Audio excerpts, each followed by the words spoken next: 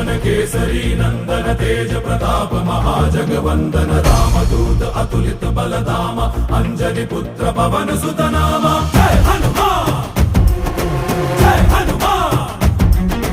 भूत पिशाच निकट नहीं आवे महावीर जब नाम सुनावे संकट से हनुमान छुड़ावे जन्म जन्म के दुख बिसरावे।